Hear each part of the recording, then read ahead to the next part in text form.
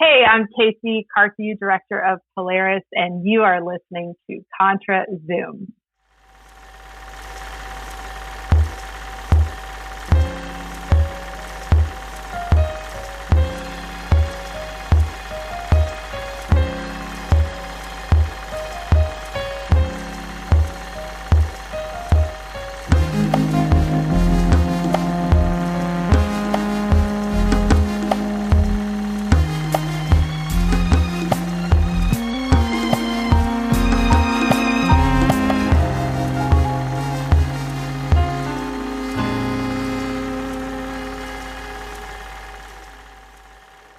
This is ContraZoom, where we go back and forth about film. I'm Dakota Arsenault. And I'm Rachel Ho.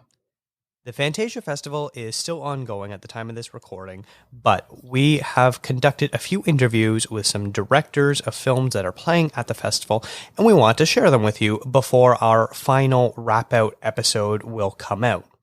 Now, the two of us have both written some reviews, and like I said, we're going to do a full wrap-out of what we ended up seeing. Lots of great stuff so far, because Fantasia is always fantastic.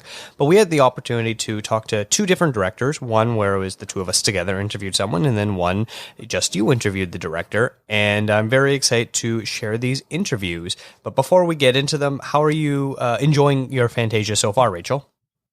It's been good. I wish I could have gone to Montreal. Although I think I did see some people who are coming back from it who have COVID. Oh, so no. maybe it's a good thing I didn't go. But I wanted to go because, one, it's just in Montreal, so it's not too far away. And I really like Montreal as a city, which we've talked about on the show kind of randomly, that we both really enjoy Montreal. And then the big reason would have been John Woo was in attendance, and that's incredible. And yeah, it just kind of passed my mind that I didn't really realize he was there until I saw people's pictures on that Friday. It wasn't their opening night film, but it was like the opening Friday that they had him there, and they gave him a Lifetime Achievement Award. I feel like I really missed out. I would have loved to have met him, but yeah, another time, John Woo, another time. I feel like Fantasia is probably one of the most fun festivals to go to, because like at TIFF you have like the Midnight Madness section, and I know I never went to them, but I know they're a lot of fun, and this is basically like an entire festival of just the Midnight Madness selections. And I feel like being in a crowd watching some of these movies probably makes it a whole lot more fun than it is just watching them on your own at home on your laptop or whatever. So it's a shame that we're not actually there in person, because they do bring in some pretty spectacular guests like John Woo, and I believe they showed a couple of his films. They also had Kier-La Janess, who directed one of our favorite documentaries from last year, Woodlands Dark and Days Bewitched, come in, and because they were reissuing one of her books, House of Psychotic Women, and they were showing, I think, 3 movies that she talks about in the book, and so I think she was there for one of the screenings and gave like a bit of a lecture for that. They're also doing a bit of a retrospective on Michelle Yeoh, and they were showing one of her earlier movies. So yeah, it would have been a ton of fun to be able to go there in person. Yeah, and I think it's one of those film festivals that, like you said, like it's Midnight Madness the whole time. But it's like it's got such a great respect in the industry as well. Like I know Guillermo del Toro, David Cronenberg, they all speak so highly of the festival. James Gunn, yeah, they all love it. And it's like you can see from the type of filmmaker who really enjoys this festival, then like that's the kind of crowd they're looking for. So yeah, it's my second year doing it. How many is this your third? Yeah, fourth? it was my second year as well. It's funny. Your second year as well. It was never really on my radar before. I don't know why. Maybe because it was in Montreal and I just didn't think about it. And I feel like before the pandemic, because festivals weren't really doing any sort of an online option, it was just, you didn't really think about it. Like you'd think about, Cannes or New York or Sundance or whatever, because it would be in the news, but you wouldn't really think about the other festivals and be like, oh, well, I'll never get a chance to go to it unless I like physically go out there. So why am I going to care about it? But like just realizing just how fantastic of a festival it is, and the fact that we were able to do it remotely really made all the difference in the world. I just want to say on that note, so TIFF approvals went out recently for press, and there was a lot of people talking about how it was a bit unfair, or not unfair, but I suppose, like a step backwards, that they're not doing a virtual component anymore for press. And I saw a tweet from, her name is Sarah Clements. She also writes for Exclaim, which is how I know, I don't actually know her, like we've never met. But she's a writer in Edmonton, and she writes for a lot of great different, a number of different publications. And she's a fantastic writer. I really like reading her stuff. But she tweeted, I think must have been a couple days ago, about how Fantasia is the one festival that has consistently done a virtual component for press, which is why her being out in Edmonton, she's been able to cover this festival for like 4 or 5 years or something like that. And she's really, like, a lot of her writing is focused on horror genre as well. So obviously Fantasia being a really big festival for that genre. I just thought it was really interesting to kind of see people's opinions on that, because obviously for me personally with TIFF, and for you previously, we're in Toronto. It's like, it's not a huge deal for us because it is a massive film festival, but it's our city, so it's not as big a deal. But to hear someone like Sarah be like, actually Fantasia is great because they've always done virtual, I think that that's excellent on their part as a festival. Yeah, it's super frustrating. Speaking of TIFF, this was the first time I've gotten a full approval to cover it, and I can't go. So, yay! Thank you, TIFF. Well, hoping those PR connections that we have come in handy. It's a shame. I mean, that's a conversation for another day. But I just thought it was interesting you mentioned that about the festivals and how Fantasia is still doing virtual, but actually they were doing virtual even before COVID. And I think that's great because there's not, like not everybody's able to travel to Montreal, and it's nothing to do with COVID. It's everything to do with finances and ability, like just, physical ability as well. So it's nice that there's some festivals out there who have that in mind and just kind of want as many different writers specifically who like, horror, sci-fi, action, those guys to be able to watch films and write about them. I'm not going to name any other festival names, but like there's some festivals where I'll be covering it or applying or just looking at it and just being like, but your lineup is only so whatever. Like, I guess I'll do it. Whereas with Fantasia, I'd probably put it up there with, as far as accessible festivals to me, like it's easy to be going like, yeah, I'd love to cover Cannes. Like they get like the biggest world premieres in the world. Like it's crazy, but it's very inaccessible for someone like me. TIFF, number one, because like it is one of the top, 3 to 5 festivals in the world, however you want to rank it. They get some fantastic stuff. It's always like a no-brainer. Like you got to apply for it. Fantasia, I think, is almost right up there because of the quality of the films and the variety of films is so excellent that like it is now like, other than like TIFF, it is the number one festival I need to apply for every single year to cover. I really like the lineup on it. And, like I've seen some movies this year, like there's 2 in particular that really stand out in my mind. I can't wait to talk about them for our next episode. But yeah, there's some really, really great movies, and they're interesting too. I think that's kind of the cool thing about it is they are just a little bit different, and they're also really good about getting movies from all over the world too. Like they're not just American films. There's a lot of Canadian movies too, which is excellent, and a lot of movies from Quebec as well, obviously being based out of Montreal. So it's nice like to see a bit more like home variety as well. Mm-hmm. Absolutely. Well, let's get into the first interview. The first one was one that we conducted together, and I believe this is the second time now that we've done an interview together. The last time was also during Fantasia last year, which was a ton of fun. And it was with KC Carthew, who is the director of the opening night film that played at Fantasia this year named Polaris. It is a really fun and exciting dystopian sci-fi quasi-horror action-y type of movie that's very interesting. It doesn't have traditional dialogue. They sort of speak their own languages, and it's not subtitled, so it's interesting where you can kind of put yourself in the shoes of any character where you're like, yes, I don't understand someone that doesn't speak the same language as me. Of course there won't be subtitles in real life. So it's really interesting. And Casey was so wonderful. It's almost a shame we only had her for about 20 minutes, and it's a little behind the scenes stuff. When you're preparing for an interview, you go, okay, so you got 15-20 minutes. Okay, how many questions do you think I can ask in that time? just in case, you get a one-word answer, or for whatever reason, sometimes you'll ask a question and the subject will sort of transition into another question you're planning on asking already. So you don't want to repeat a question because you'll get the same answer twice. So you give yourself a couple extra questions to be like, okay, just as a buffer, and if we're running out of time, you can cut them out, whatever. KC was giving us such amazing answers. I feel like we had to cut half of our questions short. Yeah, but I'm probably even more than that, to be honest. But I think it's great. Like, it's nice that she's so passionate about what she does and her film, and she should be. It's a great movie. Like, both you and I really enjoyed it, and yeah, it's like I prefer when they have a lot to talk about versus the 1-2 word answers, because those are kind of awkward. So it's nice when they're into not just their own film, but like into the process of marketing their movie. Like, so they like having a conversation about it. And I mean, I think that also maybe to pat ourselves on the back a little bit too. It's just like, we give questions that hopefully they find interesting, and will elicit like a more complete response than a yes or no answer.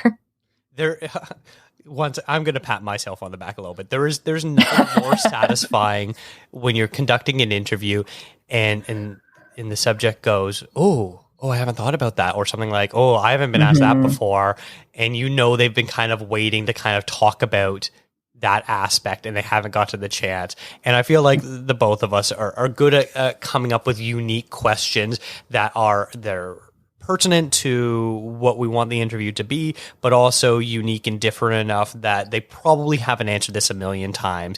Like, you hate asking the question of, oh, what's it like working with so-and-so star? Yeah, I think it's nice that I think it's nice that we're not doing, I mean, we're far from this, but like, we're not in the junket of doing those like 2-minute TV interviews, like those, as glamorous as they might look, because like, oh, you got to meet Tom Cruise, you got to meet, Christian Bale and all that, but truly you get like 2 minutes, sometimes like 2-3 minutes or something like that, and the questions that you're asking are meant to be very surface level, because they can't really talk to you for very long, and they're meant to be entertaining as well, right? So I think that it's kind of nice thing about doing either podcast or print is you get a little bit more time.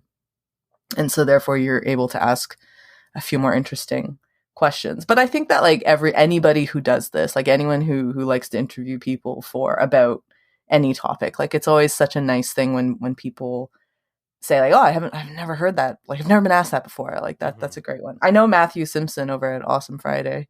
That's something he really prides himself on too. Like, I've heard a number of his interviews now, and he's always like, yeah, I hope like he really, you could tell like he's really hoping that he asks a question that they haven't heard before.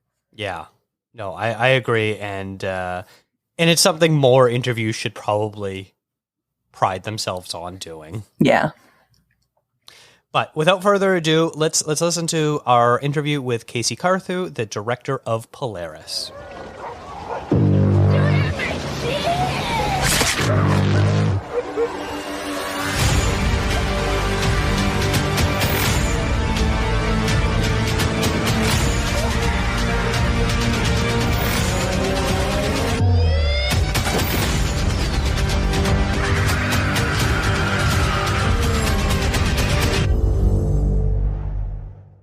I now want to welcome onto the show KC Carthew. KC is the writer, director, and producer of the new Canadian sci-fi action movie Polaris. Polaris tells the story of Sumi, a young girl who gets separated from her mother, an actual polar bear in northern Canada, and gets kidnapped by a Mad Max-style gang where she must escape and reunite with her mother. Polaris is the opening night film at this year's Fantasia Festival, a huge honor. Welcome, KC. How are you doing today? Thank you so much for having me on your show. I'm doing great. As you say, it's a huge honor to open Fantasia Film Festival, and rightly so. I'm only going to feel great about this. Yeah. Can you talk a little bit about your journey from, I know this started off as a short film, The Fish Out of Water, which I saw this morning. It's amazing, by the way. I was really caught off guard by it. I'm glad I could find it on Vimeo. But going from the short film in 2015 and 7 years later, you're opening Fantasia. So what was that journey like for you? Yeah, it was Fish Out of Water. So I'm from the Northwest Territories, and there's a film lab / festival called the Den North Film Festival. And it's a structure where they give you, a few kind of ingredients, things you need to incorporate into a short film, a certain image, a line of dialogue, this kind of thing. And then you have, you don't have 24 hours. You have I think a couple of months. So it's a sort of a longer process. And I thought, I'm going to do this. I am a filmmaker, but, I thought, I'm going to try this experimental thing. It seems really cool. And anytime you get an opportunity to make a film, why not? Right. So I made this film, and it got into Fantasia, and I really attribute it to Fantasia, I think because of that spotlight. And this was not an opening short film or something like that. It was just, not just a short film. But it went to play the global film festival circuit for 2 years, like a really good chunk of time, and met a lot of amazing people and got a lot of great feedback from fans. And coming from the Northwest Territories, I don't want to make it sound like an isolated part of the world. You don't have any connection to anyone, but a little bit, there's some truth in that. And so it's really a privilege, I think, to connect with fans, and genre fans are so engaged and cool. And I had a lot of people reach out to me and say, like, why not do the feature version of this? And I thought about it. I thought, okay, I don't have an immediate sort of impulse to do this, but there were elements in that short film that really stuck with me. I love the color palette. I love the North. I love some of the themes and some of the twists in the characters. And that film, while there was a fictional language in that film as well, and although it's primarily nonverbal, and I love that kind of sentiment. And so I took a lot of these elements into consideration, and I got tracked. I was making another film, so the 7 years, allows for a whole other, my first feature film to get made. And then, I think after that film kind of was made and went out into the world, I thought, well, what do I want to do next? And there's a real impulse for this feature, Polaris, to come forward. And I really took a very intuitive approach to writing the script. I really kind of asked the world, like, what should this film be? Including all of these elements that are intriguing to me that I just mentioned. And I basically wrote the script like within a couple of days. Like, it was really, really quick. But I should qualify, the first script was 15 pages. So it is a nonverbal film. So, the absence of dialogue definitely allows you to have a shorter page count, but it was definitely shorter. And then I workshopped that script a little bit with a consultant who's pretty amazing, talented filmmaker herself. And then, ultimately ended up with the finished script, which was about 50 pages. So still not, 100 to 120 page script. But amazingly, people just loved it. We had a lot of people come on board kind of quickly. And, we pitched the film at the Frontier Market, which is a market that is associated with the Fantasia Film Festival. And basically at that market met all the people who were going to be part of the film in terms of the funders, our U.S. sales agent, our Canadian distributor, our Canadian co-producing partners. So it came together relatively quickly. That was in 2019.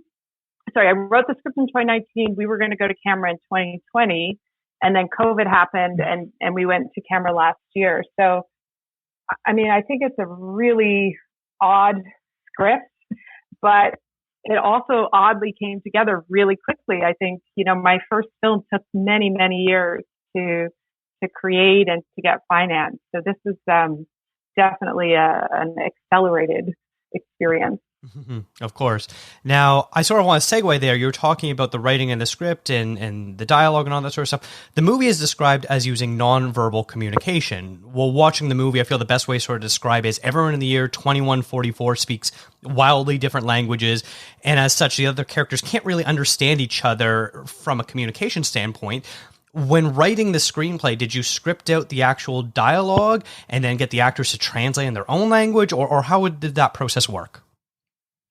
Yeah, I mean, just to back up a little bit, the film is told through the perspective of the main character, Sumi, who is a 10-year-old girl. She's raised by a polar bear.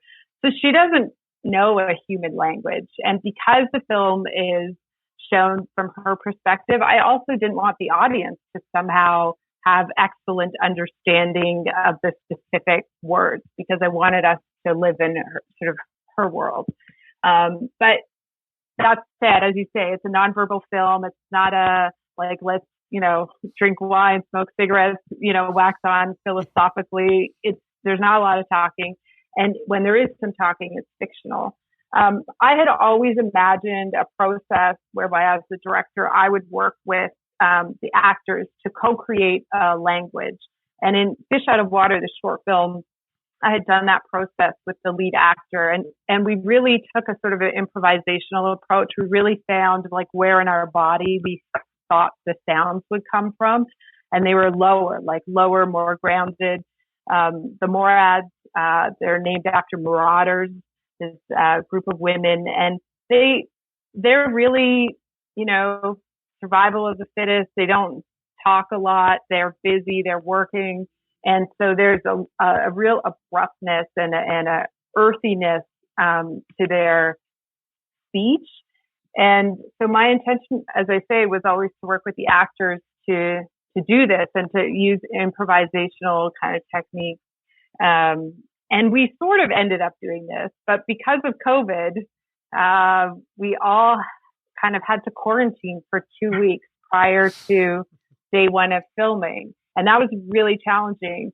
So we did a sort of a hybrid approach. I reached out to a very specific cast member who has a background in improv, and I asked her if she would workshop with me and one of our crew who's an actor herself, and the three of us sort of would workshop this language so that we could kind of get the ball rolling. And then we did that, and we created a few words and a sort of a little bit of a structure. And then we did Zoom workshops basically with the rest of the cast. And I really invited each actor to kind of come up with their own words that they would say, all sort of within that range, those tones, So if somebody said, "Oh, I think my character would say, da, da, da, da," it's like, no, your character would not ever say that. But if it was yes, maybe.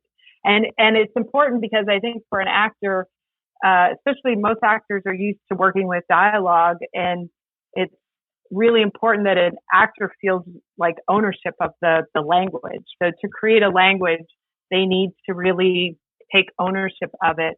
And, I had thought, and I studied linguistics, and I actually worked with a linguist to create a language.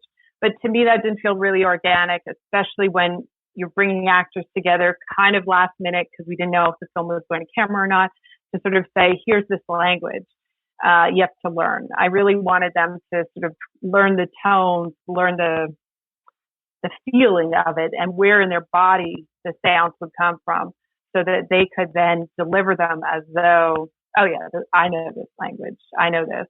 And, I think it worked. I mean, you're the audience, so you can decide if it works or not. But as a director, I thought it worked well. And we have the Morads have a language. There's a Morad who is played by an amazing actor, Muriel Dutil, who's from Montreal, and she's kind of an exception to the Morad. She's sort of a guiding character who's a little bit of an outsider, but has a vital role to play in their world.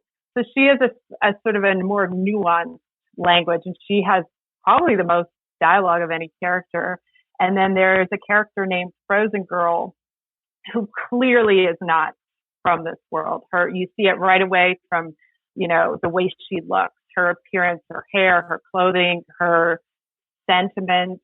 And she needed to have her own language to really sort of underscore that she is not from the Morad territory. And then Sumi herself, the lead character, she has a kind of a grunty language, and she really has one major word. It's the word for mother. And I that was an offering I gave to the actor to say, what would what's Sumi's version of mom, Mm-hmm. And she came up with Mua. So if you hear Mua in the film, that's mom. Yeah. Jumping off that actually about the improv and working with your actors to create. So the character of Sumi, the actress who plays her, Viva Lee, I was so impressed with her physicality. She's amazing. And then I looked up her bio, and of course she's super into like all kinds of martial arts and MMA and Brazilian jiu-jitsu and things like that. So when you talk about building a character, building part of your film with the actors and kind of making it collaborative, was the physicality of Sumi, did that come from Viva, or were you specifically looking for an actress who could do all those things? I would say both. It was a huge part of the casting process. I was really looking for an actor who is very comfortable in their body, mm-hmm. both and in improvisation. And we had many auditions. We had like hundreds and hundreds of kids audition, and there's so many amazingly talented people. It's such a privilege. Viva really stood out, and she really connects with her body. She feels it, and you can see in all of the auditions. It's not the same thing over and over again. She really is, has these impulses, and she goes with it.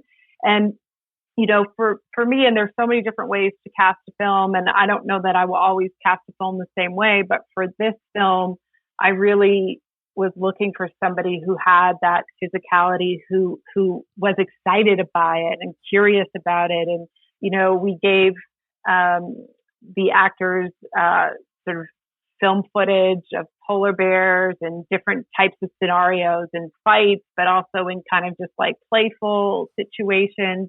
So really also looking for somebody with a range. And for myself, Viva was 11 when we shot the film. And I'm really looking, and it's a big responsibility for an actor to carry a film, and not just carry the film, but she carries 90+% of the film, and without dialogue. So it's a big responsibility. And for myself as a director, I always feel like, you can cast people however which way. But for me, and I said this to all the actors and Viva in particular, like once you're in this role, you own it. You have to like create Sumi, because I happen to be the writer, also the director, but like you're now Sumi. Like that's your responsibility to get into her skin, and I'm casting you because I know you can do it. And I don't know everything you're going to do, but I know you're going to do something amazing with this role. So it's really the pleasure of working with actors who really do want to, get a role and kind of explore it and take it on. And I'm so glad you love Viva in the role. She's amazing and just such a joy to work with. Yeah, no, she's really, really brilliant. That's actually one of the things I'm most excited about. She's here in Montreal. She's never seen the film. Oh, wow. And, that's going to be amazing. And I hope she loves it, but I also hope she, and the other cast too. It's a really fantastic, cast, but it's a lot of work to make a film, and the glamorous parts of the film are literally like what tonight is. So I really want everybody to like feel some love from the audience and just feel proud of their own work, because, as an actor, you do your thing and you walk away and you just probably hope that it works, Yeah. A key to a great science fiction film usually needs to have some sort of epic special effects. Your film is more grounded in reality, so there's no flying spaceships or things like that, but I want to compliment the sound department for their phenomenal work. The snowmobiles sound like a mix between like a small plane and a speeder bike, something from Star Wars. And then the transport vessel for Frozen Girl, when it's open, it sounds like an airtight cryogenic capsule of some sort being open. What were your requests to make Polaris feel like a futuristic movie? Yeah, well, I'm so glad you're asking about sound, because sound is so important to this. It's important to any film, but in this film in particular, this is the kind of film where I would love for audiences to wonder, like, who did the sound? Exactly what you're asking, because normally the sort of proof of a great sound designer is you don't even notice, you know? But in Polaris, you for sure will notice. And I consulted sound designers right from the beginning, because a lot of the sounds needed to be in the script, so that you feel the sound, and we have trees that talk and things like that. So you need to give them the space for it. And, you know, in our film, we didn't have the budget to go back and do reshoots. So really have to get everything on the day, and you have to think about the sounds. And our sound designer is a gentleman named Christian Rivet, who's from Montreal, and he's such a pleasure to work with. And the whole, similar to what I was just saying about Viva, you know, you talk about the process and what you want. And in the case with the sound, really, I wanted the Morads, anyone who will see the film, the bad gals, they have, in terms of the wardrobe, it's sort of upcycled metal bits. And I wanted them to have, and I thought, you know, they would use that in their communication. It would have a real, kind of low bass sound to it. And then they'd have the metal, but it's like rusty metal. It's nothing pristine. And they would have that sound design as part of them. Whereas Sumi would be more sort of earthy and organic, and Frozen Girl is a little more high pitched, and just talk really in a very sort of philosophical way about the sound design. And then again, like Viva taking ownership of the role of Sumi, Christian, his team really took ownership of that sound design. So, you know, they really do the work of finding those snowmobiles from the 70s that, you know, just sound so loud and disruptive. And then they add all the layers to it, so that, you know, you really, you know, it's like, you know, this is kind of a different world, and you know, it's, you know, maybe not good what's happening and all that stuff. But yeah, that's a true credit to their team. They were super great to work with. I think we have time for maybe one more question here. So your last movie, or your first movie really, The Sun at Midnight. Oh, yeah. Yeah, both. There was a lot of connection. You draw a lot of connection between humans and nature, and you use that kind of connection to bridge grief and to help Leah, you know, work through her grief of her mother passing. And in Polaris, you kind of see that connection of more of, you know, a young girl with, one, obviously survival, but two, a connection with the earth in the way that that's kind of where she's from, and that's how she was raised, because she was raised in effect by nature. So I was wondering for yourself, you know, you're from Northwest Territories, as you said. What's your own connection to nature then? Because that's obviously a through line that you have throughout most of your work. Yeah, I mean, I have lived in a lot of countries. My family moved around a lot growing up, and I have two brothers. So we sort of were like a little family band wherever we moved. And we lived in the Middle East.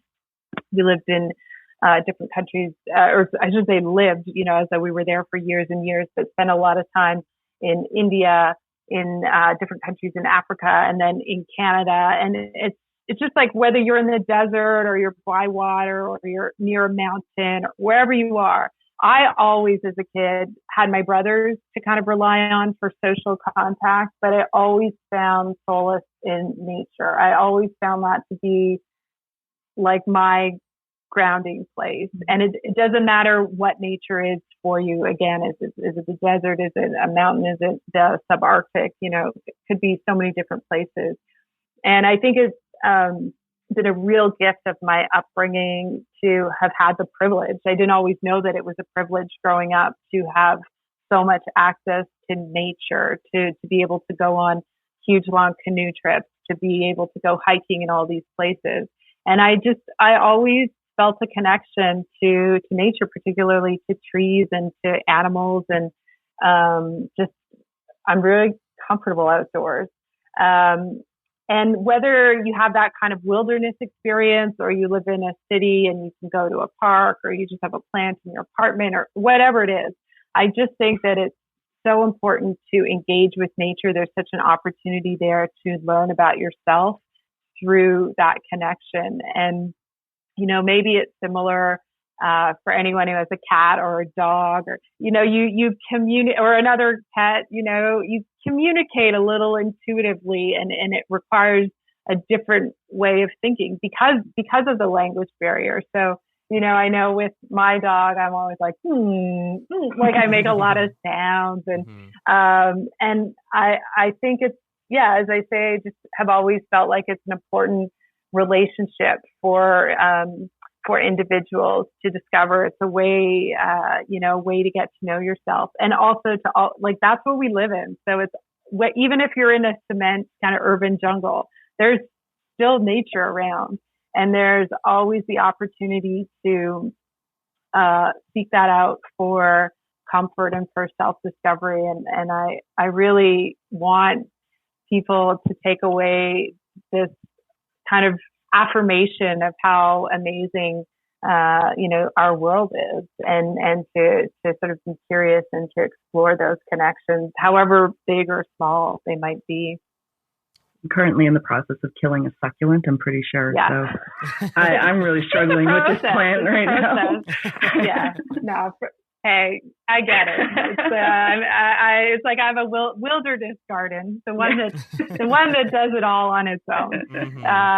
There are many ways to relate, but you know, I think it's such a gift to be able to, you know, connect and use a different, probably part of your heart, soul, mind, body. I don't know what it will be for everybody, but you know, there to discover.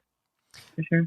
Well, KC, thank you so much for joining us today. I know it's probably a little premature, but do you know what the future holds for Polaris? Will there be additional festival screenings, or can people look for to maybe come to theaters or streaming in the future? Yeah, we're really fortunate that we have a Canadian distributor on board. We've Film Option. They've been on board from the beginning and a big supporter, and there will definitely be a theatrical release in Canada. I don't know when. I would guess in 2023. We also have a tremendously awesome, supportive U.S. sales agent, and I know they're looking for distribution. We literally just finished the film, I feel like, a month ago. So we've sent it out for, you know, for submissions to other festivals. And so we're still waiting to hear back.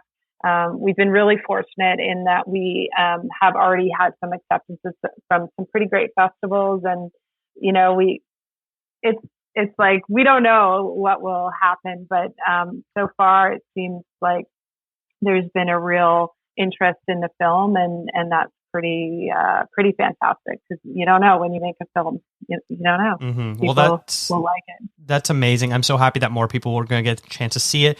It's a phenomenal film. Once again, thank you so much for joining us today, KC.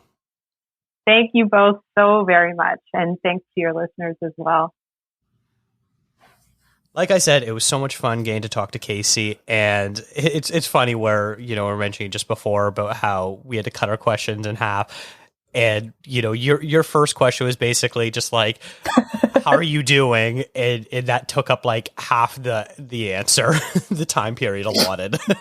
Yeah, I thought it would just be like a really easy kind of first question just to get her comfortable. And to start her off. Such a softball. Yeah, it was just like how's it going? You enjoying the film festival? And like, clearly she was really enjoying it. So I think that's awesome though. Like, I love that kind of enthusiasm where, yes, she is very much so enjoying the process and having her film. It's not just the film was shown at Fantasia, it opened Fantasia, and that's a really big honor. So, yeah, so I love it.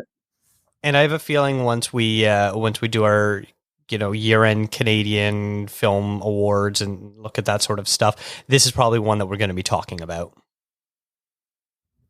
Yeah, definitely. I think there's a few Canadian movies that I've seen so far that I think will. I mean, we always know, like, the pool is a lot smaller, right? Like, there's not as many Canadian movies to pick from. But, I mean, Polaris it's such an interesting movie. And I think that one of the great things about this one is it's not just that there's a small pool of Canadian films to choose from, but, like, this is one that probably would have gotten overlooked, right? Like if it was in the States or something like that, like it just would have absolutely fallen under the radar. So it's nice that we do have a bit of a smaller film industry, and so that we are able to pinpoint these types of movies a little bit easier. Yeah, I really hope more people are able to check this out, because she said it was going to be playing at different film festivals and things like that, and they're looking at a theatrical release. So hopefully more people are able to see this. Now, transitioning, you did an interview by yourself, if you want to kind of set this up a little bit. Sure. I spoke with Berkley Brady, who's the director of a film called Dark Nature, obviously showing at Fantasia as well. So Dark Nature is about two women, or sorry, I should say it's about one woman, really, who, her name is Joy, and she's played by Hannah Emily Anderson.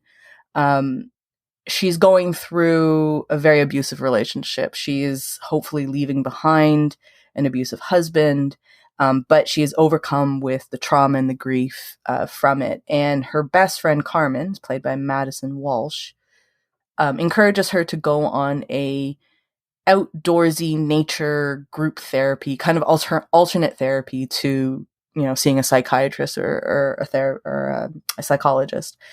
And the two of them, along with some other women, they go on this trip, and each of the women that are there kind of have their own different issues and their own reasons that they're participating in the retreat. Eventually, it devolves into a kind of a creature feature, if I can say that, like a bit of a monster movie where there is something lurking in the woods. And it was filmed out in Banff, in the Rockies, I should say. Banff. It's probably out in the Rockies, in Alberta, and it's a beautiful, beautiful movie in that sense. Like, it looks amazing. The narrative topic it's very heavy. Obviously, like, we're talking about women who are trying to overcome different battles, whatever they may be, and using and also look at friendship and a look at just that kind of grief process. So I had a really great chat with Berkley. It was really awesome. She's she just had a baby very recently. So her boy was actually in the interview at the very beginning, but was a little bit fussy. And so someone helped her out and took the kid, but not took it for permanently, just for the interview. And yeah, and like we had a really, really great chat. Berkley, part of her heritage, she's part Métis, and she had some really, really awesome things to talk about that. Yeah, she was a really, really great chat. Like, it was really easy to talk with her, and her film is interesting. Like, I mentioned Sarah Clements at the beginning of at the top of the episode. She actually wrote a really great review on Dark Nature, so I know it connected with her quite a bit. But yeah, so it's with Berkley Brady. It's Dark Nature. It's an interesting film. Definitely go check it out if it sounds interesting at all to you. But yeah, I had a great time chatting with her. Nice. Yeah, this is one that caught my eye too, and I'm hoping to catch up with before the festival is over. But yeah, let's listen to this interview. Just follow my lead. What? I don't think I want to do this. I think that's the point, Joy. Let's go. Come on. Ooh.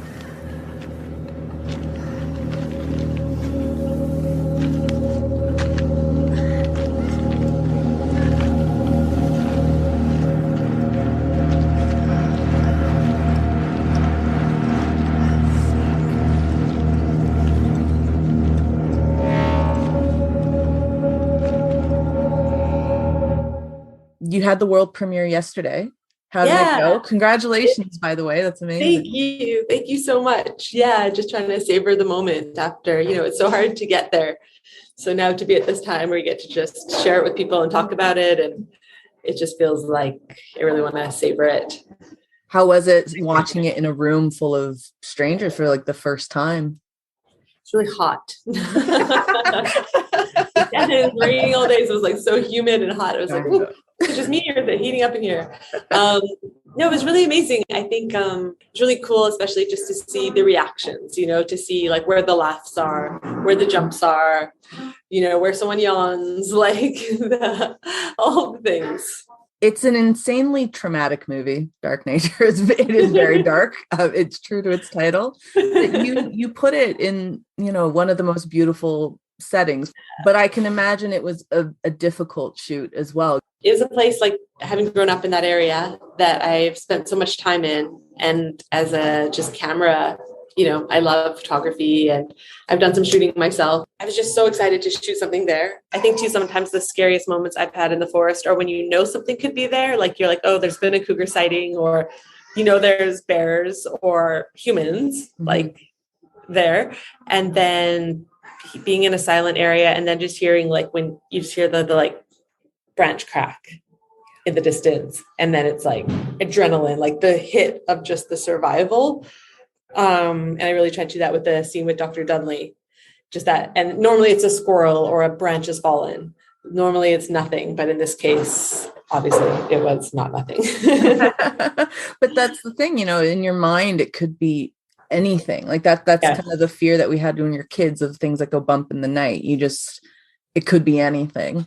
And so the Rockies are like a perfect spot for that, because there are lots of twigs and branches to make that noise. Yes. But what were some of the challenges filming out there? Like, I mean, you guys got right into like the depths of forest and things. So it wasn't just like a little bit on the outskirts. You guys got right in there. So that must have been, that must have had its own set of challenges as well. I always think it's sort of like you pay to play. And so that scene when they're walking in, that's in the clip in the canyon, that was about an hour drive from the city, then about a 20-minute hike from Circus, from where the trailers were, and then 10 minutes sort of through that canyon. So obviously that just really shortened our shooting days to a certain extent. Then you have concerns like, if there's any hikers hiking above that canyon, they could kick off a rock. So we had to have people up there sort of stopping people from walking by. And then we had some assistance for some of the actors just to help move. But there are things like Helen Belay, who plays Tara, for her character, we got her these sort of like Converse, but they had some platform on them. So they look totally like what Tara would wear. But we found for Helen on that terrain so uneven that it was really hard on her ankles. So we had to luckily had an amazing costume designer who had tensor tape and stuff. So they would tape her ankles for support. And then, so things like that you're just like, oh, we're dealing with just a different level of complexity. We didn't have Wi-Fi or cell service out there. So that meant the producers, just had to leave set to do all the other producing that they need to do throughout the day. We had lost a focus pull one day in the water for the water scenes pretty early in the day, just got dropped in the water. And we had at that time, there was so much shooting in Alberta, major crew shortages and major equipment shortages. So it wasn't like we could just someone run to town and get a new focus pull. It's like, there are none. They're just, everything is booked in the city. We had to buy an old van for it was like a deli van or something for moving stuff, because all the trucks that would normally carry equipment were totally booked. Wow. Yeah. And on that same location, they were shooting Predator and they were shooting Joe Pickett around there. Oh, okay. So with Predator, I'd drive down the long road into it when they were shooting, when we were on location shots, and it would be a kilometer of trailers. I was like, that's where the trailers are. Do they need every single one? They can't come for us. But so those kind of things were just, I think my producer, Mike, he said it was by far the most challenging. He's I dealt with things I've never even come across in films before, in producing. Great experience though, isn't it? A really great experience to just jump into the deep end, both feet into the deep end, right? Yeah. Yeah. And hopefully for the actors, it gave them, we had the option to shoot in some really beautiful parks in the city. There's a really great provincial park in Calgary that could have been a stand-in.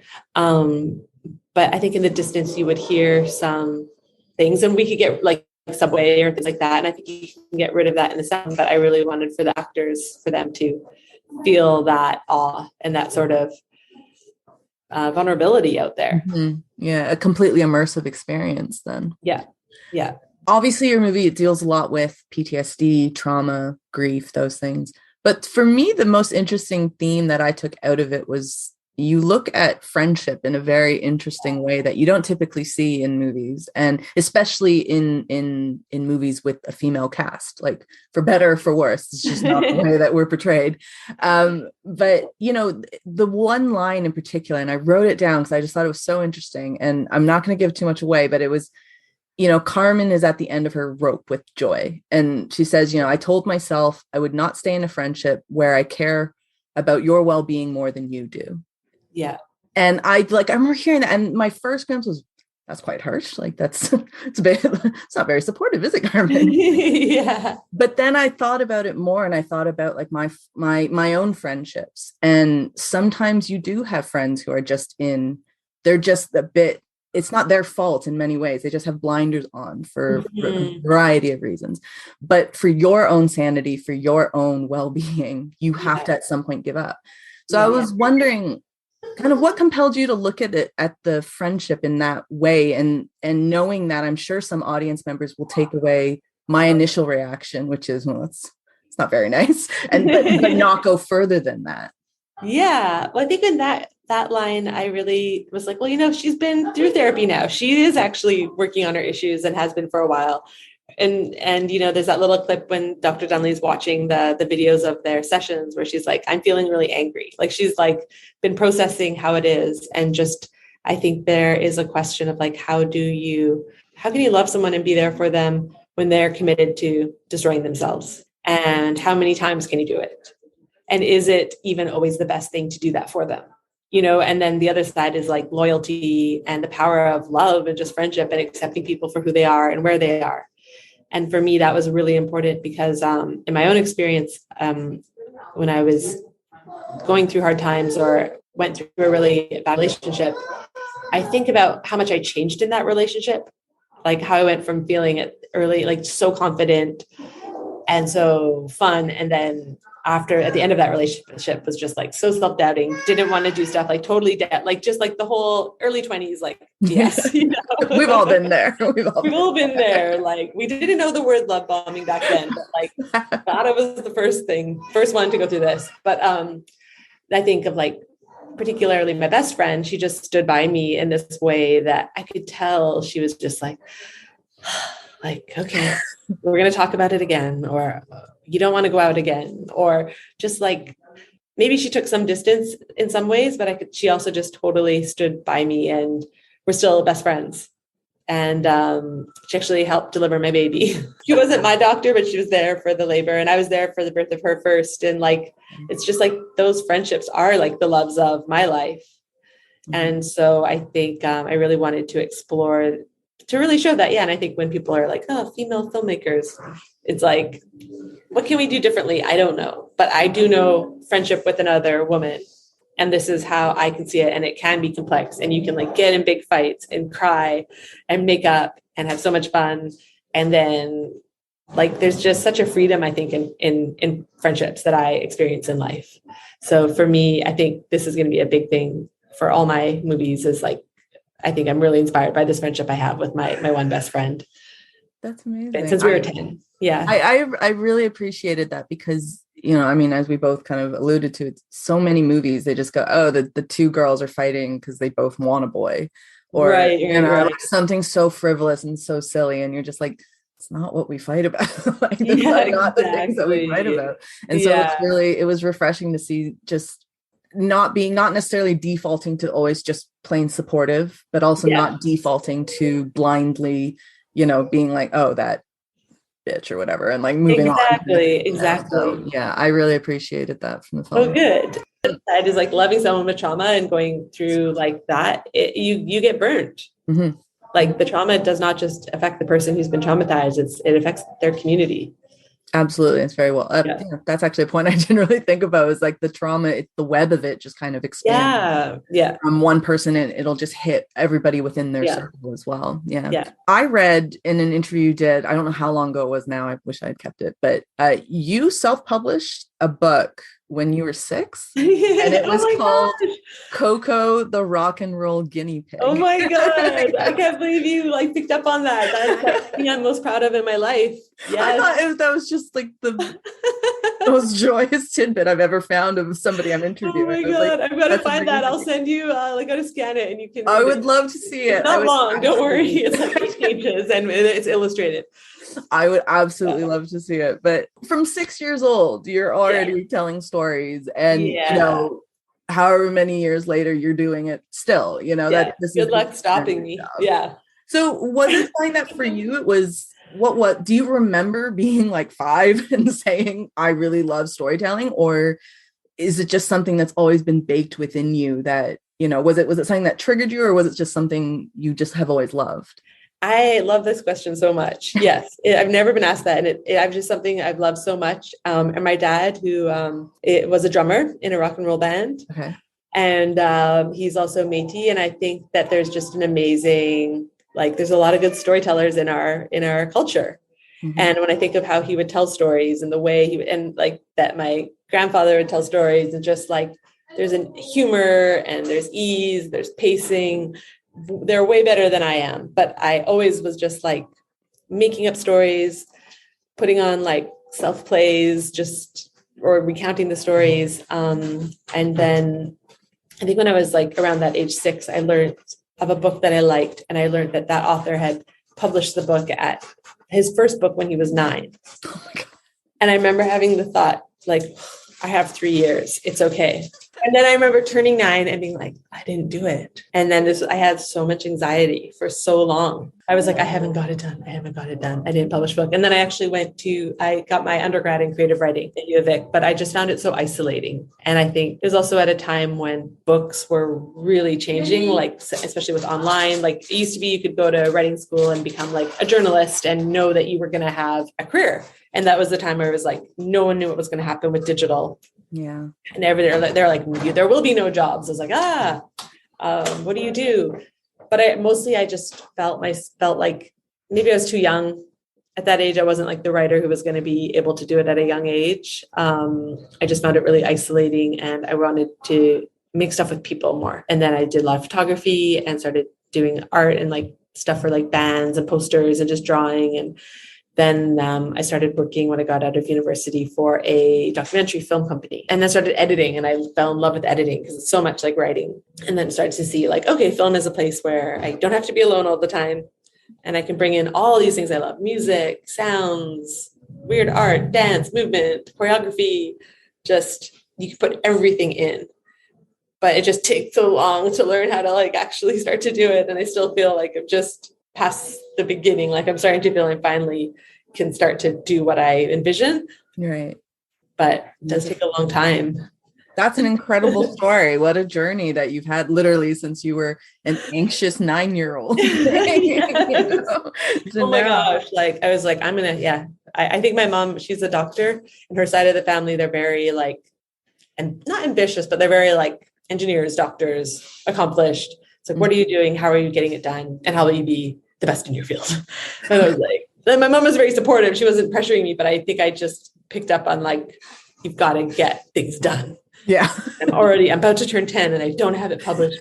The amount of Indigenous creators that have been coming up lately, especially obviously within Canada, has been amazing. And I've gotten the opportunity to see some really amazing, like night riders and night raiders and Slashback recently. I don't know if you've I haven't seen that. It's really good. I really enjoyed it. Yeah, I really enjoyed it. And there's just so much talent. And kind of what you were saying about your father and your grandfather being able to tell stories, and there's an ease to it.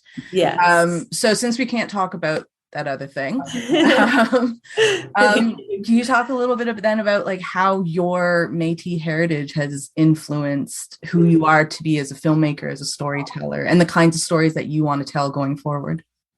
That's a good question. I think in terms of the storytelling, I think it's knowing what it feels like to be in the hands of really good storytellers. Mm-hmm. That is one thing. And I think being Métis, I also have the experience of like, we're very much aware that like we don't fit anywhere except with ourselves. That's why we're like called like the people who own themselves, because we're like, no one wants us. That's okay. That's okay. We don't mind. No.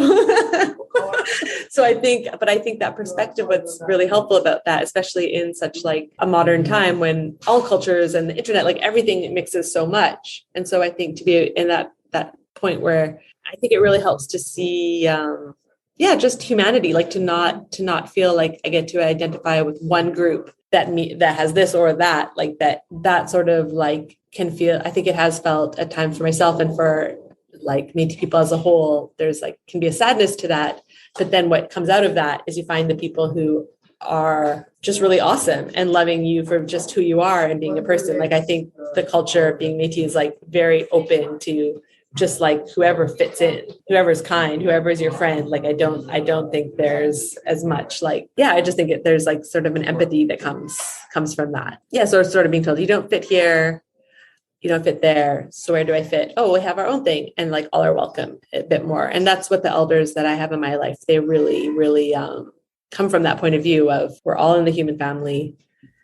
If you don't think like this is your brother or your sister, or other people, like, then you got to work on that, because like Creator made us all here to be together. Mm-hmm. And I just love that, that approach to life. And going forward, I'm definitely interested in, I have a story that I really want to tell about an ancestor of mine who she basically, I think she was a Ojibwe. I'm not sure. I'm finding out. I have like my brothers know more, and but basically she was kidnapped by a rival tribe in around like 1820s, like 1810s. Then she was ransomed by my other ancestor, a Frenchman. But his family was French from the 1600s, the Garneaus. And my understanding was there was not a lot of like European women here. So I think a lot of people were like actually like Métis or like mixed, but they didn't like say, because the Northwest Company, which was the French company, they were allowed to intermarry. Whereas the Hudson's Bay Company, the English, they were not allowed to intermarry. So they, of course, have like country wives and then either sometimes like, but often just abandon them and do like, it's so awful. But so he basically ransomed her and then put her in a convent where she could be like, quote unquote, educated for a year. So just to learn French. And then he married her. And I just think like her life is crazy. Yeah. Her life is crazy. Like the change of those times, like the change that was happening around them. It's really similar to what we're going through now with the changes in our world. So I think it's actually like a really modern story. And I'd really love to make a story about like how the kind of the beginning of that story, and then also that first year in the convent, and then ending with her like marrying him, and challenge the idea too that she was a victim.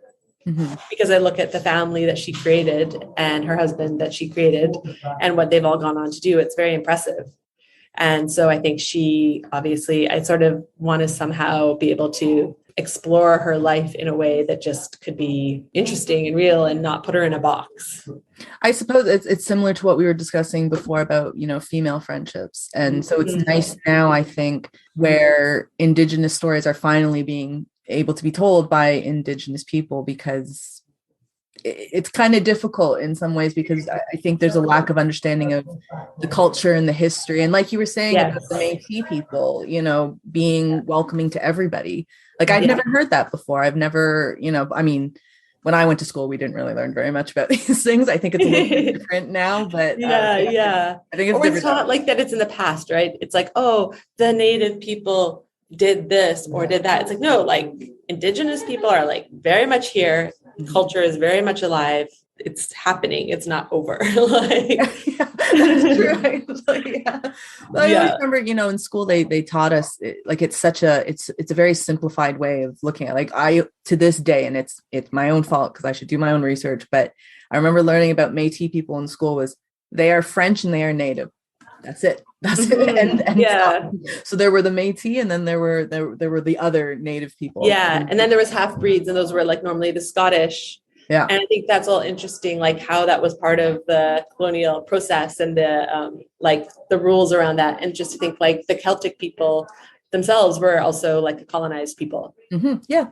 Yeah. So it makes sense that they were like intermarrying, and like the English weren't, but the Scottish were and the Irish were, making like half breeds. But then all the different classifications, like it's like there's so many different groups, but like the Métis, there's definitely people who are like mixed race, but the Métis were very much like a certain culture, and it was defined very much by a way of life, very much following like the buffalo hunting and those sort of like ancient trade routes that they had and that their ancestors had. because it was also all through the women, like it was like European men marrying Indigenous women. Mm-hmm. So those Indigenous women often had like their own matriarchal sort of ties. So the men would kind of come with their families and like sisters. So even in Métis, there's like sister towns or places where it's like their families here are all connected by the sisters. Wow. Yeah, it's so interesting. I was going to say, I could talk to you about this. Right? You do. Yeah, I'm still learning so much. And from Maria, the author of Half Breed, she's a big leader for a lot of us in the community who just teaches us a lot about how things were. Mm-hmm. And she was taught by like elders who kind of were like, hey, she told a story of how she had a map. And then she put on a clear tablecloth over the table on this map. And then she was working with an elder who started teaching her all the original names of the places. Oh, she'd be like, that's like Smith River. He's like, Smith River, come on. That's called this. And it means this because every place had a name that came from a story or a purpose of that place. Right. One was like the place where they used to like bury all the placentas. Like the midwives would bury all the placentas there. So it was like a very special place, and I guess all the most amazing like strawberries would grow there, certain medicines, and like it's really beautiful. Wow, that's amazing. That's absolutely amazing. So I've gone way over time, but thank you so much. That was like fascinating to me. I genuinely could talk to you about this for ages. Yeah, likewise. I hope I get back up with you one time. Maybe absolutely. I probably won't get back to Fantasia next year, but maybe there will be whenever next time you do. Yeah. But thank you so much for your time. I really appreciate it. Congratulations with everything. Enjoy the rest of Fantasia. Thank you so much. Awesome. Well, I think we had 2 really solid interviews. I'm really happy with these. I love getting the chance to talk to emerging directors, new and emerging directors, because they're still so excited about the craft and the prospect of sharing their films with audiences and getting to see their reactions. And it's basically why we love film. And you talked about way at the beginning, people maybe being jaded and things like that. And this is sort of the complete opposite, in the love and the care and the craft that goes into their work. It just really kind of shows through, and they're not exhausted about talking about their movies because it's at the beginning of like the cycle. So it's all very exciting and fresh for them, that for the first time they're finally able to like reveal some details and things like that. I always love too when you get the comment from them of just being like, thanks for your interest in the movie, like them thanking us for even wanting to interview them, which I always find really interesting, because I guess it's like, you're an artist. Artists are generally pretty sensitive about their work. So I guess the idea that somebody is watching and somebody's going, this is interesting enough that I'd like to speak to you about it, is quite complimentary for them. So I like that there's a bit of a give and take. Like, we enjoy it, but they enjoy it too. Yeah, it's like, no, you guys are doing us the favor. Yeah. and we love talking about like movies with movie people, and it's even better when you get to talk to someone who is actually making a movie and, can really divulge some of the secrets of what goes on behind the scenes and what their thought process was in making the films. So yeah, I always enjoy it, especially talking to directors. Actually, I really, no offense to actors, but I do prefer talking to directors sometimes. Me too. Yeah. Because also you don't get the concern of being like, oh, I don't like watching myself on screen, so it's a little tough to kind of talk about my feelings, whereas the director being like, hey, it's just my vision on screen. That's not actually me up there. Yeah, I watched an interview once, this was a while ago. I think it was with Alicia Silverstone, funny enough. Like, it was a recent interview, like not an old one from the 90s. But the interviewers kept asking her questions, and she kept being like, oh, that's a question for the director, or like, that's more of a question for the writer. And it's like, because like the things that some journalists are interested in aren't things that necessarily an actor can speak to. But then there's tons of journalists out there who love talking to actors as well, though. So yeah, maybe it's just because I haven't really done a lot of actor interviews, and it's one of those things where like people will be like, who's your favorite actor? I'm like, I don't know. Ask me who my favorite director is. I'll be able to list off a dozen for you. But I'd rather say who I'd like a director to cast than maybe who my favorite actor is. Yeah, that's true. That's a good point. I feel like that's like a graduated stage when you're getting into movies when you're young. Because I think when you're young, you start out with actors. Like, you really, really like to see, because they're the ones that you see, obviously, right? Yes. But then eventually, as time goes on and you get even more into movies, then you start wondering who the people are behind the scenes. Like who's that name that keeps popping up? Who's this Steven Spielberg character? Why does he keep showing up in all of my movies? Yeah. Yeah, it's interesting. And then the next level after that is cinematographers, and then the next level after that is the sound designers, and then after that it's the gaffers, you know. That's the level of fandom, right? That's true. I've recently, like I'd say in the last few years, really gotten into sound design, actually. Because you don't realize it sometimes. It can really make a really big difference. There was a movie I saw at the beginning of this year. I didn't really care for the movie too much, but there was one scene, it was kind of like the climax of the movie, and I was obsessed with this one particular scene, and it was just because of the sound design, which made me feel very, very filmy, very film snobby. Good job. Yeah, I know. I felt proud of myself. Well, I think that sort of wraps up our show today. I reviewed Polaris. You reviewed Polaris. Did you also write a review for Dark Nature? I didn't, no, but we'll point you to Sarah's review because it's actually quite good. Yeah, so I'll link in the show notes our Polaris reviews and Sarah's review for Dark Nature as well.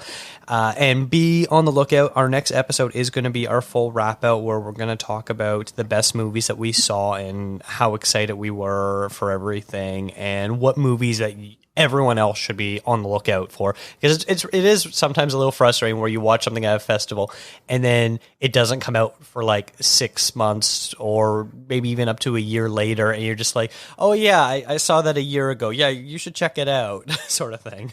Yeah, it's kind of one of those things with film, and like so many movies, they don't get a release either, right? Like there's going to be tons. So frustrating. But in a way, like Shudder, which is the horror streaming service, like I mean, I think they only do horror. Actually, I think that's what Shudder does. Yeah, horror and horror adjacent. Yeah, so like, but if you're into horror, you obviously know about Shudder. But if you don't, definitely grab a sub because they picked up a lot of. I know from Sundance.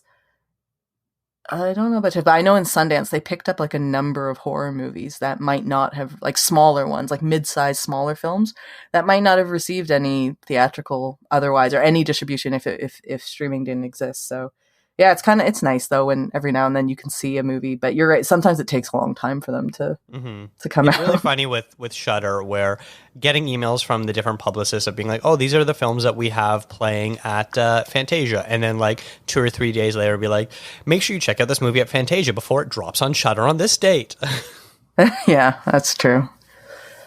Especially Kayla Heyer, who their films that her company represents really often end up on Shudder too, so it's really funny. Yeah, and I mean, she was actually the one, is Exile PR. They're the ones who set up the interview with Berkley, so thank you. There we go. Thank you very much. All right, awesome. Well, that's today's show. Like I said, I'm going to link to the reviews in the show notes. Rachel, where can listeners find more of your work? You can go to rachelkh.com and on Twitter at _RachelKH. Excellent. And you can follow this show on Instagram, Twitter, and Facebook at contrazoompod.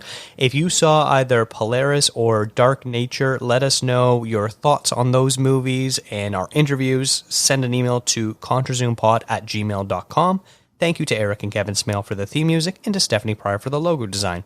If you like to listen to podcasts on YouTube, we do post all episodes there as well. Thanks for checking us out.